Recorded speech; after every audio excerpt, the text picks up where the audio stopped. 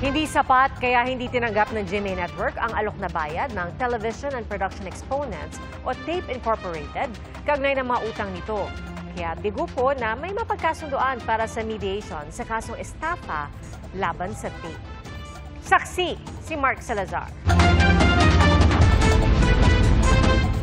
Ikalawa at huling mediation hearing na ito ng Quezon City Prosecutor's Office para pagkasunduin ang GMA Network Incorporated at TAPE Incorporated kaugnay ng mga utang na hindi nabayaran ng TAPE sa GMA. Nag-alok daw na magbayad ang TAPE Incorporated pero bigo ang negosasyon sa kung magkano ang handa nitong ibayad. Unfortunately, hindi siya sufficient for us to accept the offer of TAPE and how much they will be paying a settlement of all their liability to GMA.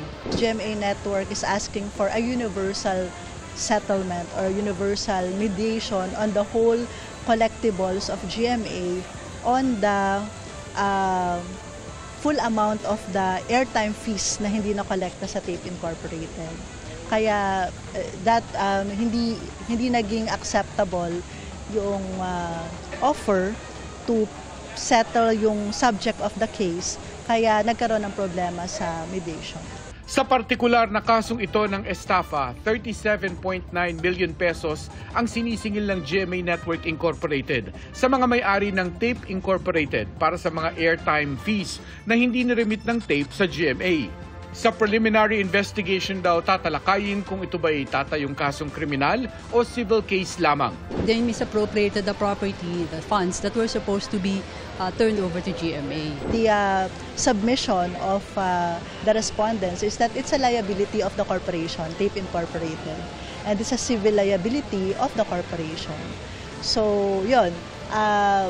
That would be part, of course, of the defense during the submission of the counter-affidavit. Dahil tapos na ang pagkakataon ng mediation para sa settlement, muling iraraffle ang kaso sa isa pang piskal na siyang magsasagawa ng preliminary investigation.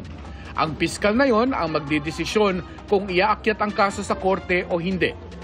Para sa GMA Integrated News, ako si Mark Salazar, ang inyong saksi. Mga kapuso, maging una sa saksi. Mag-subscribe sa GMA Integrated News sa YouTube para sa iba't ibang balita.